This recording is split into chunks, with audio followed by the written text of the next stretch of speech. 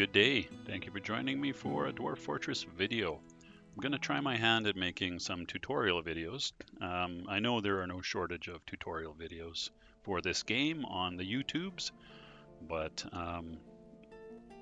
what the hell. I thought I would take a stab at it and maybe provide my own unique take. As of the recording of this video, I'm right up to date, version 50.04.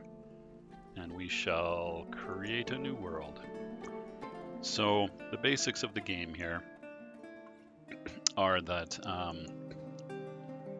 basics of the game. Now, where to even start with this? The premise of the game involves generating a world, and the programmer has come up with a very detailed world generation process, which includes landscapes, environments, biomes, meaning different types of temperatures and things like that, animals, plants, and it's done to a very high level of detail. I mean, within the parameters set up by the programmer, obviously, and there's a bunch of tunable things that you can choose here. Now, the developer has chosen these settings as the defaults, which I think is actually pretty reasonable.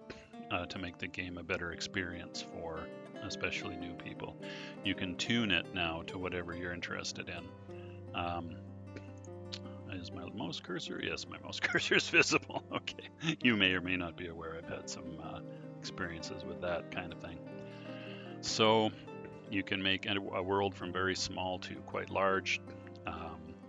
It generates a history, meaning the civilizations, and there are figures that are generated and their lives are simulated.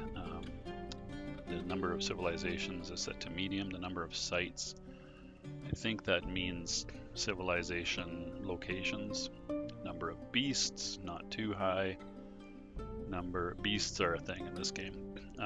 You'll encounter them periodically. In fact, in my main Dwarf Fortress series of Dwarf Fortress Premium, I just encountered my first beast, which was quite interesting and fun. It was fun, but challenging. Natural savagery. I think that has to do with the overall level of meanness and creatures that are in the world. Bad creatures, I think, and or savage creatures. And then mineral occurrence, which has to do with all of the digging and mining that goes on. And everywhere, I think, really helps, especially for new players. So let's create this world. First of all, it loads up all of the items and details from its configuration databases in order to generate the world, as well as some graphics and things. And then it goes and it will, if necessary, try multiple iterations. If it fails some basic condition checks, if the world that has been generated fails some basic checks that the game runs to see that it's playable. So it looks to me like the first one that it generated was acceptable within its parameters. And now it's running the history, basically 100 years. You can see things over here. Certain events in the history out of the 57,000 that it generated have been brought up to the interface here. And so let's just say play now. So the first thing it does is saves all of that world data that it generated, which takes a few moments.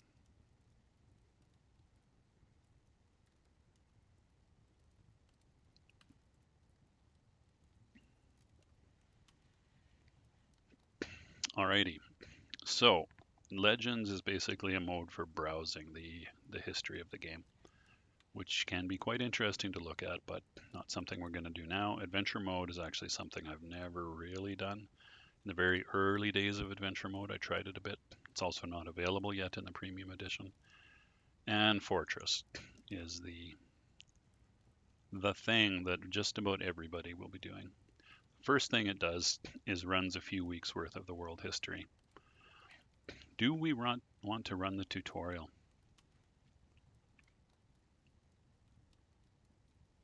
Maybe so. Maybe so.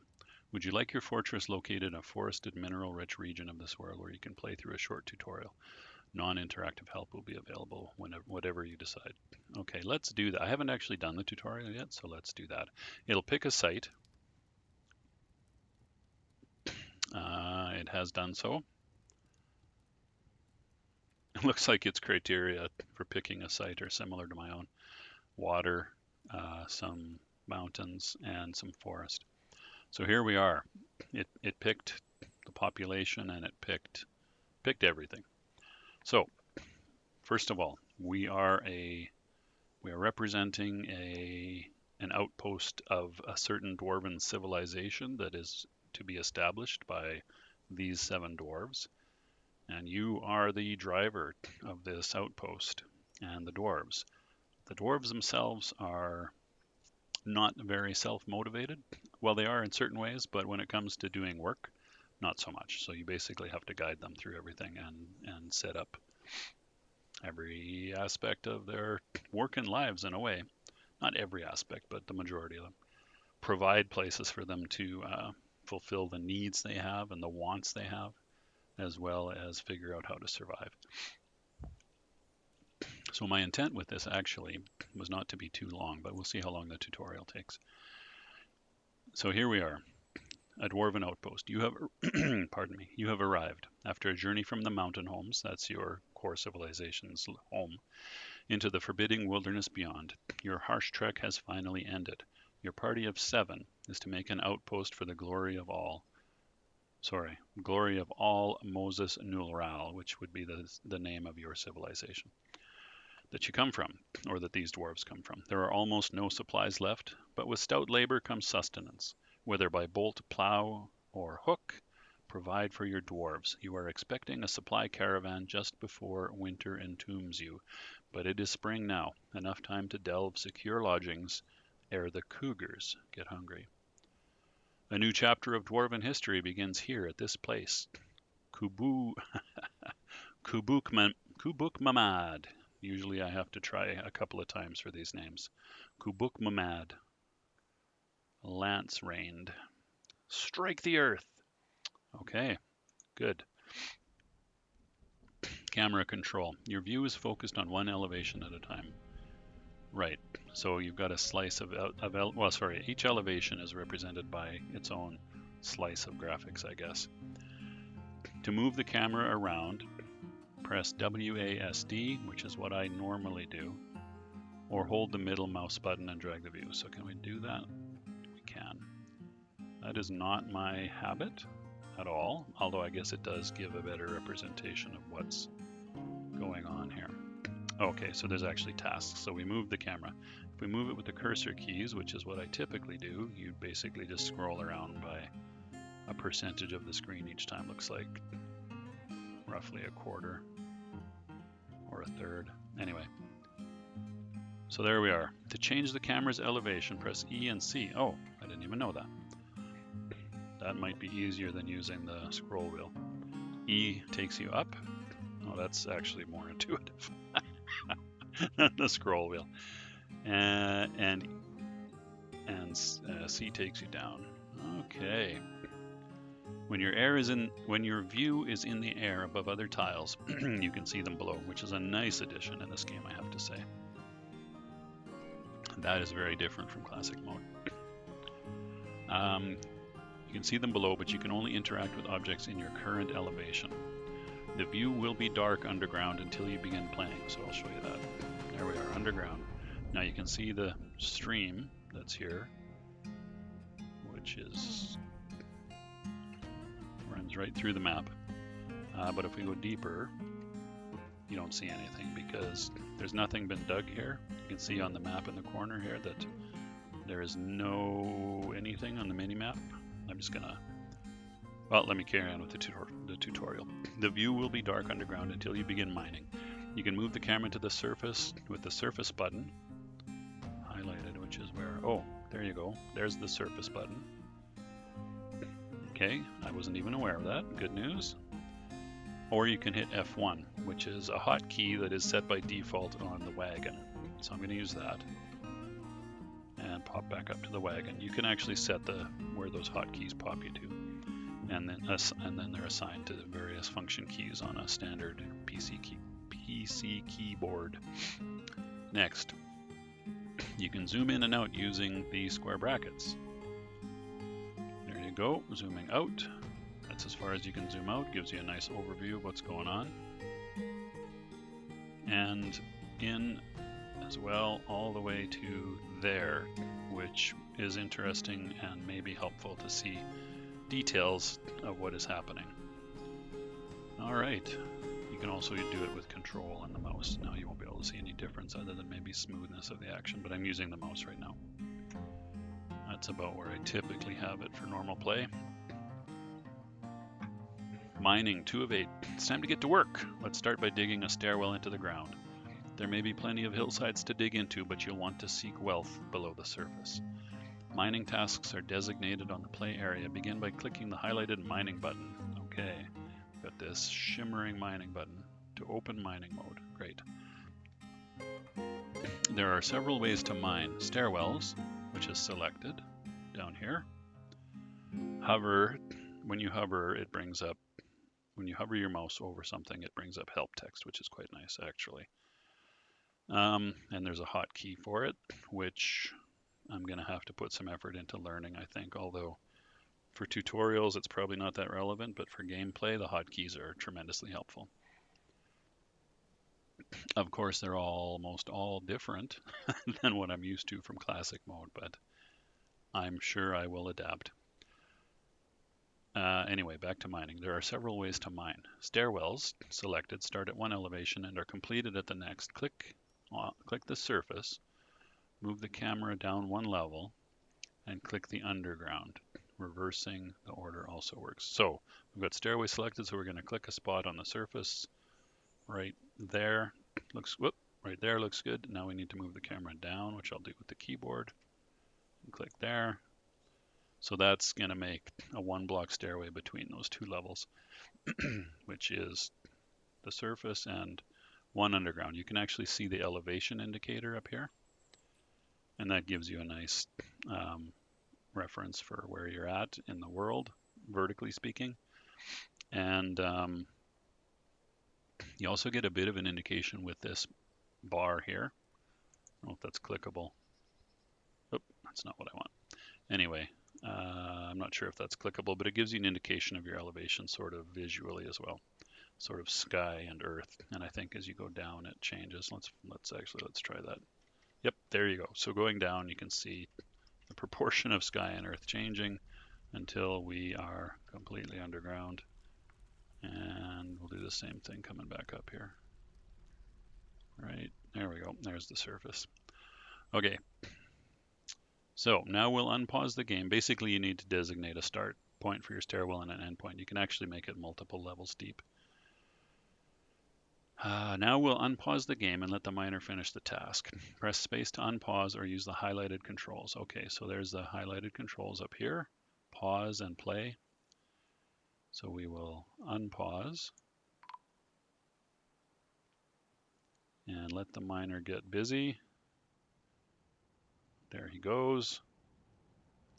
And he's done. Let's take a look. Right, so there's a stairwell down there, and there's the surface.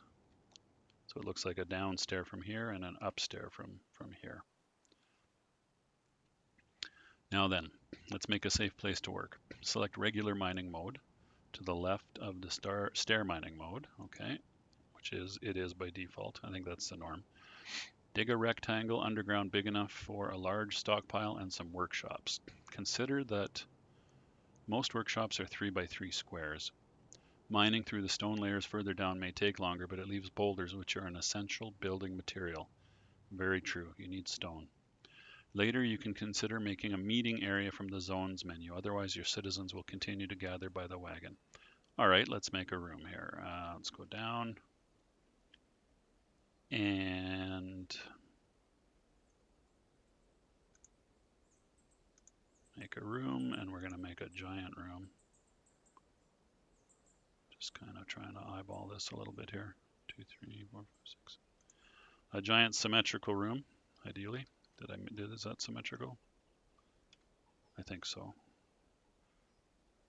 Nothing like a little bit of OCD. We have an alert. A section of the cavern has collapsed. Really? Where's this? I don't think that's true. Anyway, dig a rectangle large enough for a stockpile and some workshops. Okay, room completed 20 of 20. Oh, probably just 20 squares. Okay. Stockpiles, 3 of 8. The supplies on the wagon are in danger of being carried off by wild creatures. That is true. That happens. It's time to build a stockpile underground to unload them. Stockpiles are crucial to moving supplies around your fortress where they are needed. Stockpiles are placed with the stockpile button, which is highlighted down here. Open stockpile mode. Well, it's already... Oh, no, it isn't. There we go. There's stockpile mode. Click the Add button and click 2 corners of a rectangle somewhere safe to place your pile. Stockpiles can be placed both on the surface and underground. Once the pile is placed, click Accept and select the All option. Okay, so what that's going to do is... oh, I guess we better wait for a little bit more mining to happen. Maybe I will... Whoop, that's not what I want. I want to stop some mining. How do I do this? Remove mining. It's not going to let me do that, is it? Okay, that's presumably because we're in tutorial mode. All right. So anyway, we'll just wait for a bit more mining. Sorry I made it so big now, although it said to make it big. It told me that. It literally told me that. You game, you. So this is exciting. Let's see what else we've got here. So there's some notifications over here. I don't know why it's telling us a section of the cavern has collapsed. Why is it saying that? Oh, we can't actually interact with the menus in this mode. You can't interact with things that the tutorial doesn't want you to interact with. So I guess I'll have to save that for some other tutorial video. But you can at least see the notifications here. So, Mr. Miner, if you would care to dig out this one remaining square that's kind of out in the middle of nowhere here, that would be awesome. I'm sure people are really, really enthused about watching you dig. What else can I talk about? There's a summary up here at the top, which presents a fair bit of information that you'll want to keep tabs on. So the date is up here in the moon phase, which sometimes matters a lot. I'll leave it at that. Here's the name of your outpost and the status of it, I think. Also, when you hover on this, it gives you some information. Talks about created wealth. You need a broker and a bookkeeper, which are tremendously helpful jobs for the dwarves. Here you've got a population summary. So you've got 7 dwarves right now, and here is their mental status from kind of neutral to delighted to quite upset or disturbed. You can look at the stocks of your fortress, although that's quite limited before you get a bookkeeper. And then how much food, drink, seeds, meat, fish, plants, and other is available. So food encompasses everything but drink and seeds, basically. And then you get some details on the food. And, of course, drink and seeds. Now, dwarves don't do well without alcohol. They'll drink water and live if they have access to water, but they get upset and they don't function very well without regular access to alcohol. So I guess I've blathered on enough. Okay, let's make a stockpile, which is here. Click. This is the stockpile button. Click Add, and we'll make a pretty big one, like so. And we're going to accept that area. And then set it to contain all items. Now you can customize this, but we're not going to, and we're just going to follow the tutorial here. Let's have a look. If unpaused, your workers should start unloading the wagon into the stockpile, which is exactly what they're doing right now. Bringing all the things that were loaded in the wagon to the stockpile. So there you can see some fish. Actually, those probably weren't loaded in the wagon. Those were probably fished and caught here.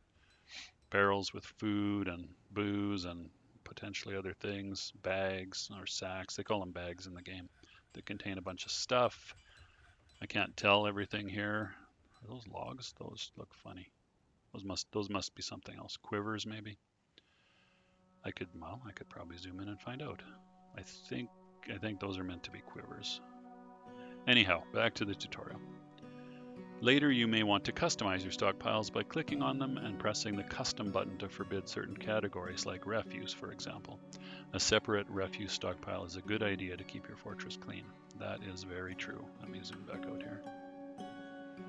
If the stockpile menu is still open, you can close it now by right-clicking. Right-clicking can always be used to close menus as well as escape. I did not know about the right-clicking. I was aware of escape though. That's my default from playing the game for a long time. Okay, woodcutting. With shelter ready underground, it's time to build. First you need building materials like wood or boulders. Right. Before you start chopping down trees, you may want to create a dedicated wood stockpile. Haulers will also drop wood in your all stockpile unless you turn it off in the custom stockpile menu. When you are ready, open the woodcutting menu and designate the trunk of a tree on the surface. Make sure your woodcutter can walk there to the designated location. Okay, so before we do that, let's get a better feel for where the fortress is. It's not a good idea to fell trees over top of your first level digging because in my experience, although I don't know if it's true in this version of the game, the falling logs will just punch holes in the ceiling, and that is a bad scene. In this case, we don't have any trees nearby, so, or at least, well, they're near, but they're not over top. So let's designate some trees to fell. I'm actually not going to do it too close to the stream because they can fall in, and then those logs are kind of useless unless the biome freezes. You can dig them out later, but anyway, all details that are not terribly relevant. Oh, there's still some things in the wagon. The stockpile's not quite big enough, I guess. No, it's full. What is that? Not sure what that is. Anyway, so let's get some trees designated. So open the tree felling menu, which is very helpfully highlighted here. And we're going to select all of these trees from there to there without getting too close to the pond or the river, stream, brook, whatever it is. Okay, so now the now the woodcutter gets to work. And as they fell trees, the logs fall and hit the ground, and they can be used for things. Oh, I didn't designate a wood stockpile. Let's do that. So we're going to make a stockpile, add for wood. We'll put it,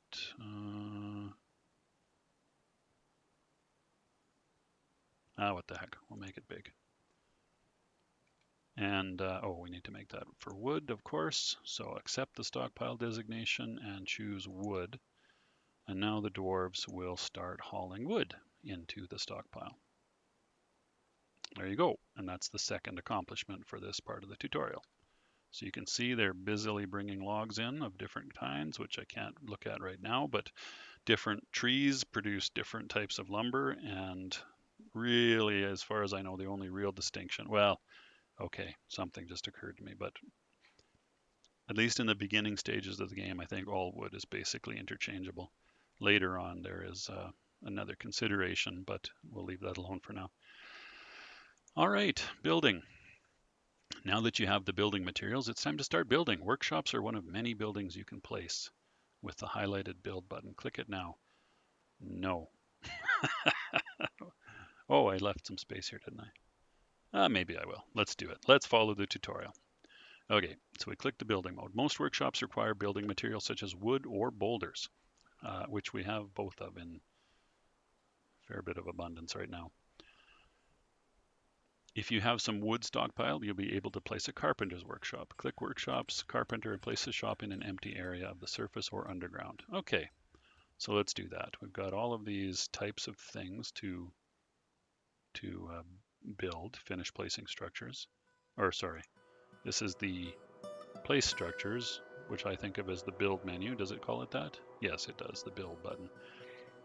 Although it doesn't actually call it that. Hotkey B. And so a carpenter's workshop, you click on workshops and then the menu expands to the right. And you can choose all of these things, and the blue ones have sub-menus, basically, which I eventually figured out. Carpenter, and then it's a 3x3, which you can sort of see as the ghostly outline. I'm actually going to place it right by the wood stockpile, right there. What to make it out of? Should we make it out of stone? All we have really is jet, which is interesting. I'm not familiar with the qualities of that, but probably nothing too exciting. And then we've got lots of logs. I guess I designated a lot of trees. We've got applewood, persimmon, mostly persimmon, clay. Oh, we've got some clay stone as well. Never mind. We've got another type of stone. Plumwood, etc., etc. So I think we'll make the carpenter's workshop out of persimmon logs because we have tons of those. And so the carpenter comes and builds that. Or one of the workers anyway. Once the work is done, click on the building to select it. Click. All right, now the tutorial window's moved over to the side here. Building 5 of 8. Your industrious citizens will perform any task added to the workshop. Most objects that are placed, like doors and furniture, must first be built in a workshop. Right, so you have to build things to place in your fortress, like everything really. Furniture, walls, doors, windows, etc., etc. Furniture created at the carpenter's workshop usually takes 1 wood, basically 1 log, to build. So these squares represent a log, even though they show 5 logs, so maybe 1 wood. I don't know what the measure is. 1 unit of wood, I guess, multiple logs, although the game actually talks about each one as a log. Add a task and make a bed. Chop down more trees if necessary. Yeah, that's not necessary. Unpause and wait for bed to be completed. Okay, let's make us a bed. Add, make bed. Okay, so now we haven't paused at all actually. So the carpenter or whoever, they brought in persimmon wood logs. They're constructing a bed. You can see the task is active by this green check mark up here. And now it's done, and in the workshop, it has the wood that it's made out of, but that's not a resource for the workshop. That's just kind of I think a reminder of what the workshop is constructed out of. You can actually hide that. But anyway, that's not important. And then we have a bed. So what does the tutorial want us to do with that bed? Now that you have a bed, you can place it in the fortress. Use the build menu to place it in a room underground, just like the workshop. Dig a new room first if you like. Yeah, I think we do like. I don't think we want to just put a bed by these stockpiles. That's not very nice for the dwarves. Beds are found in the furniture category. Unlike workshops, beds must be placed underground. That is mostly true, but we'll leave that alone for now. Place it. Oh, I can't click that myself. Duh. So let's close that menu and let's dig a dig. Let's dig some places for the dwarves to do their thing.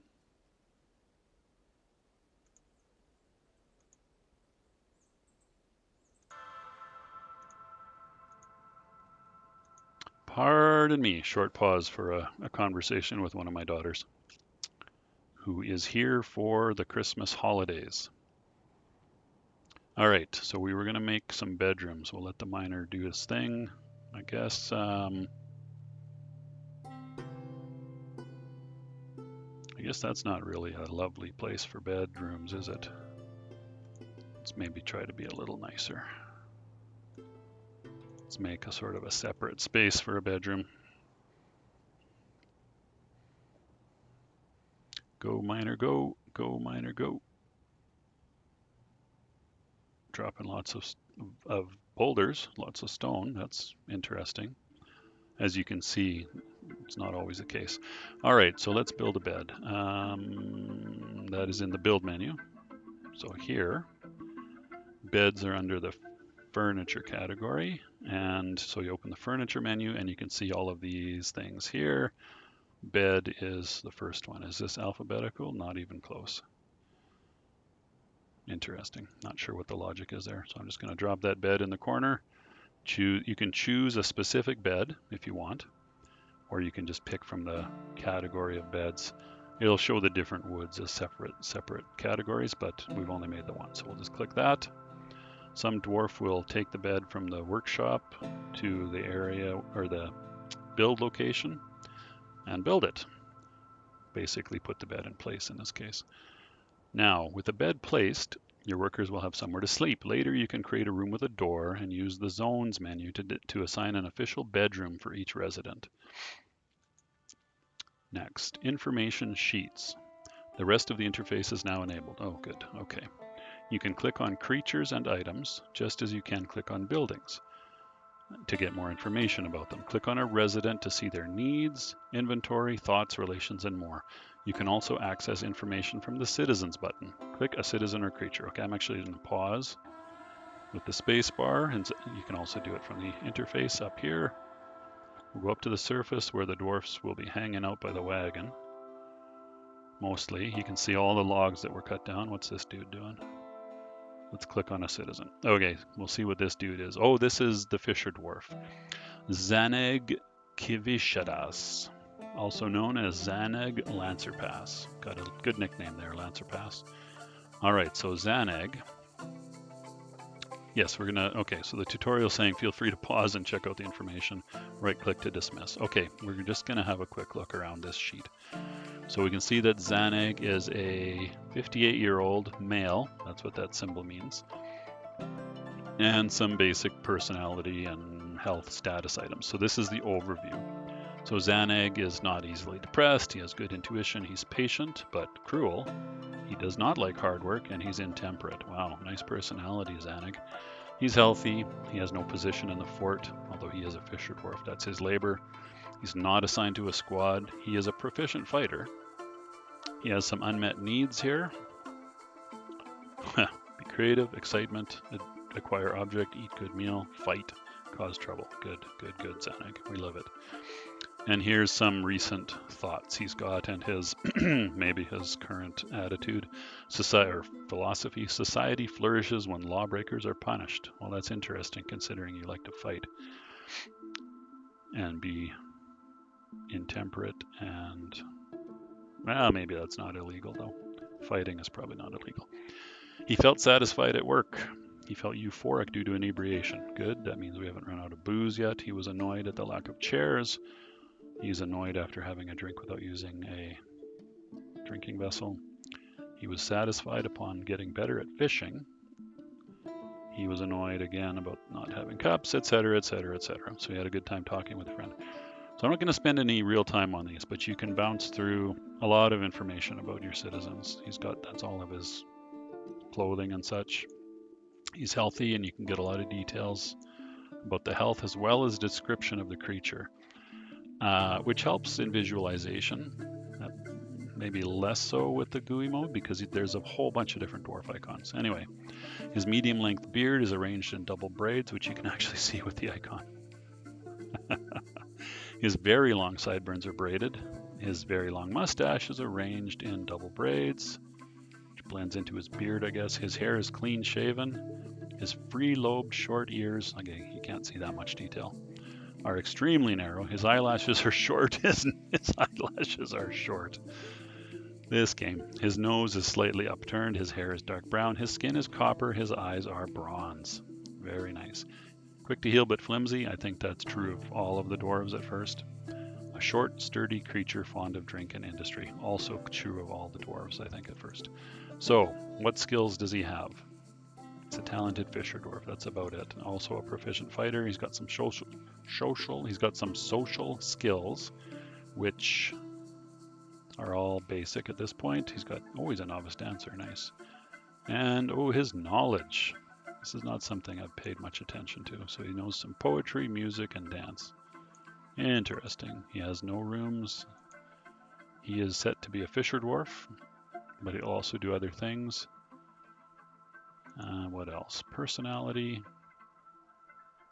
thoughts, that's military. Yeah, so these are details He's a member of some groups. The Civilization, which is the Rooms of Stabilizing. That's the Dwarven civilization from which this outpost was sent. The Coven of Ghosts, that's a religion. The Trade of Rushing, which is the site government. And he's got some relationships. All right, we'll close the information sheet. And press OK. Press OK. Whoop, what did I just do there? Alerts. Important and sometimes urgent information is given as alerts on the left side of the screen. There have been several already. Yes, I noticed, but I wasn't able to actually click on them. What's this one? Oh, okay. Hovering over an alert icon to, pardon me. Hover over an alert icon to see the information. Left click on an alert for recentering options and right click to dismiss. Dismiss the large red alert. Okay, let's have a look. So this is an example urgent alert. So it's got an exclamation mark icon. These are very important. Ignore them at your peril. So we'll dismiss that one. We've got the weather one. It started raining, it cleared, and it's now summertime. Those are in succession, actually. There is a lifespan of alerts. They'll disappear after some period of time. There's nothing to catch in the northern swamps. I don't think we care about that. The swamps are basically these watery bodies that you can see on the map, and these ones are the northern ones. But we have a massive stream or brook or river or whatever you want to call it. Well, it will have a name actually. Anyway, running through the entire site. And so anyway, that doesn't matter. I think there are fish in the stream. Actually, that's not necessarily true, but it's probably true. And this is the one that I'm confused about. A section of the cavern has collapsed. What? Oh, this is way underground. Interesting. So already weird, interesting things are happening. So this is at elevation -90, which if you continue playing and delve deeply, you'll eventually get to and maybe see what's happened there. Very interesting. Very actually interesting and cool. So things are happening potentially all over the place in your world and in your site. And then there's a couple of mining alerts. You have struck jet, which is a type of stone, and you have struck cherry opal, which is a type of gem, which happened right here when digging. Those are the gems right there, the cherry opals. And we can dismiss that. And the big alert. This is an example urgent alert. These are very important. Ignore them at your peril. So we can dismiss that. Bang. Okay, preparing for the caravan. You may need supplies before the coming of winter, which is almost for sure true. To trade with the autumn caravan, you must build a trade depot from the build menu. You need something of value to trade. Crafts are an easy way to make a lot of trade goods quickly. Make the appropriate workshop with workshop crafts. All right, let's do that right now, actually. Build workshop crafts. And we'll plop that down right next to the carpenter's workshop. We'll make this one also out of wood, since we have that in abundance. We'll make that one out of apple wood. Of course, the game is still paused. Let's carry on. You can actually build and designate things to build and mine and do in paused mode, which is actually wise, although I don't tend to do that very much. But you can lay out quite a bit of work for your dwarves to do and then just let them go on about their business once you've basically issued a number of orders or things to build. Crafts. An obvious material to make the crafts is rock. If you dig down enough layers, you will find a near infinite amount of boulders of various kinds, as well as some rough gems if you are lucky. You don't need to be lucky to find gems, at least not in a world with abundant minerals. Gems can be cut at the jeweler's workshop and crust them on crafts and other items to add even more value. Okay, just the beginning. There's a lot more to learn. As you enter new menus, there will be information and tips. The help button at the top of the screen contains more guides. Click it now, and this tutorial will be concluded. Click the help button. Let's do it. The game is open-ended, and you can do whatever you choose. If you'd like a goal, try to become a barony, then a mountain home. More likely, your dwarves will starve. This is true, unless you read the first few guides here. And remember, me talk good. And remember, losing is fun. That is also true. Learning is fun. So we've gone through all of the tutorial items, and there's a buttload of information and guides, which probably I should spend some more time perusing. Let's just click one here, survival. In order to keep your citizens alive in the unforgiving wilderness, they will need shelter, drink, and food.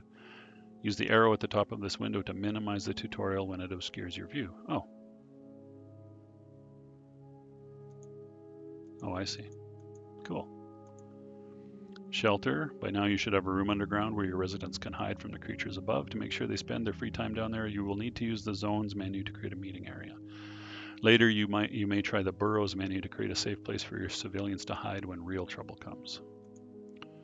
Labor. Some essential tasks must be assigned from the labor menu. Click here, over here. Click here and make sure you have a miner, woodcutter, and fisher dwarf. Well, we have all of those things, as you can see from the menus. This is the tutorial world, so that's kind of a natural, although if you choose quick play, you're going to have all of those things, I think, by default. Or quick start. If you haven't suffered any casualties, you should have these labors assigned already. True. But if one of these brave workers falls, you'll need to assign somebody to these duties. Also true. Survival. Drink. There are two ways to make drinks for your residents. As I mentioned, this is quite important.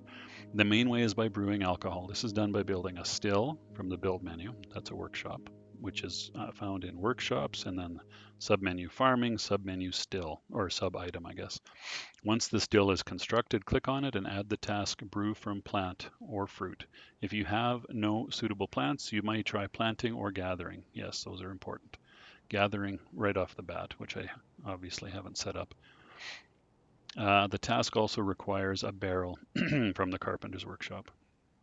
Steve, if you're listening, probably read through some of these. Steve knows who he is. Actually, I'll go into a little more detail about Steve. Steve's a friend of mine. I met him through Discord, and we have similar channels on YouTube in some ways and different in other ways, but Steve's videos are great. A lot of fun. He's a great narrator. He plays lots of good things, and he's recently tried out Dwarf Fortress and seems to be struggling a bit, or at least based on the one video he's made about it so far. But to be honest, I think the first time I played the game, I struggled as much or more. It is very confusing when to get started with, especially if you don't read any of the help information. So this survival one is a good one for you to read through, Steve, or you can watch me reading through it and I guess accomplish the same thing. I don't know how long this video is yet. Long already. Wow. Anyway, let me just get through the survival help text and we'll wrap it up there. All right, so brewing drinks, planting and gathering. If you survive until the caravan comes, you may also trade for drinks or plants there. The number of drink rations can be seen at the top of the screen, right? I talked about that already. It's up here. Roughly 30. The reason it's roughly is because we don't have a bookkeeper.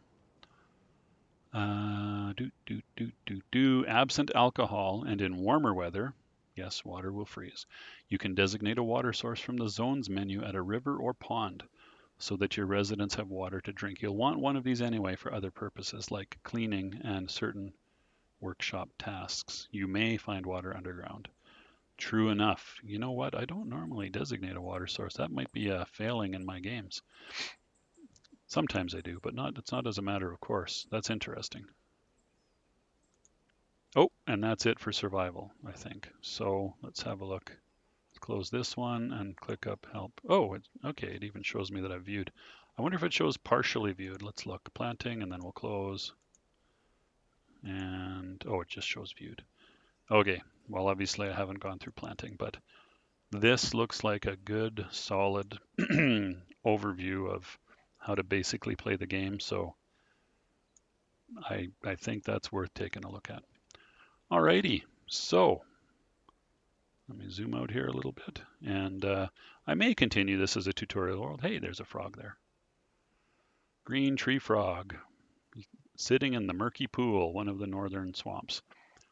Stagnant water, 7 water units deep. 7 being the maximum for any given tile or block. What have we got here? Oh, willow roots, and we've got sand, and we've got coal. Coal, no kidding.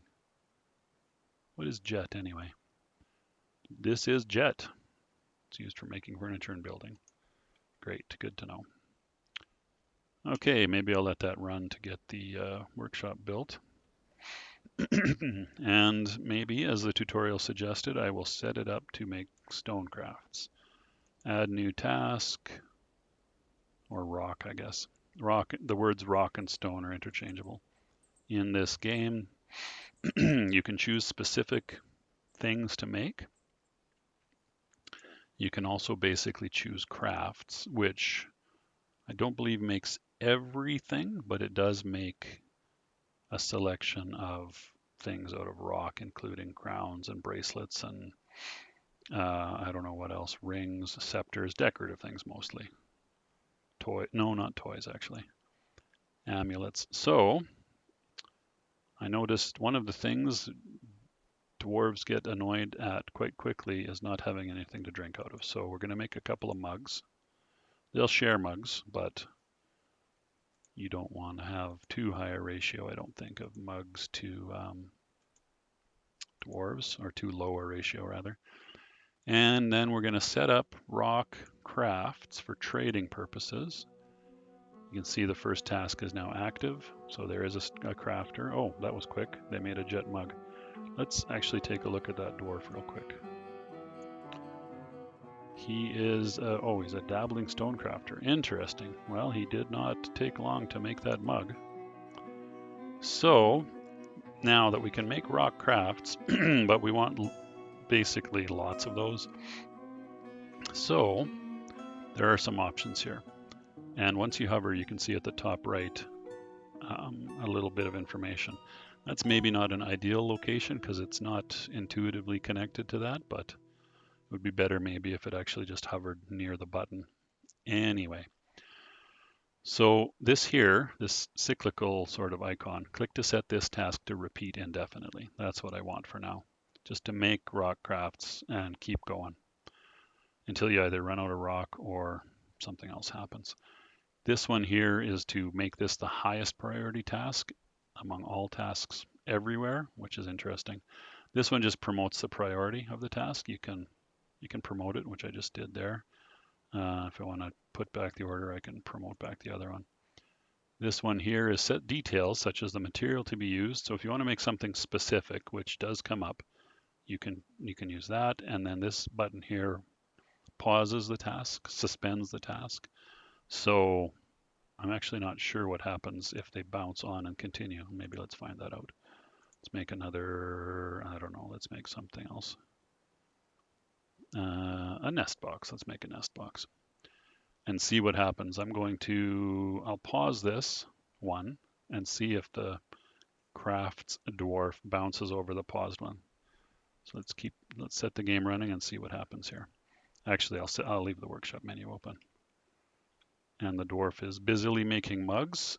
And, oh, did I have that many? 2, 3, 4, 5, I guess. Okay. Then once they're done that mug, they will bounce. We'll see what happens. They'll either stop completely or they'll make a nest box. Aha. Okay, so they went on to make the nest box, which is nice.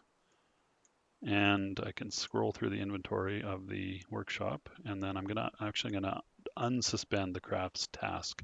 So as soon as the dwarf is done with the nest box, which he is, I think it's a he. Yes, it looks like a he. They'll get on to making crafts. So let's see what the first thing they make is here. So they'll go around, pick up a piece of stone, and then carry on making. So they move slower when they're hauling boulders around for obvious reasons. So they made a crown out of jet. Jet is the material in this case, the jet stone. All right, so we'll close that, let the crafts dwarf carry on. And I am going to stop this really short tutorial video right here. Like, it is brief, a mere 50 minutes. But I guess in my own defense, I went through the tutorial, which is quite good. Great for starting players. So do it. Do it yourselves. Or watch my video, which is much shorter than, well, I don't know if it's much shorter than doing it yourselves. Probably it's much longer than doing it yourselves. But I provide invaluable experience and I bring that to you free of charge, and sparkling commentary.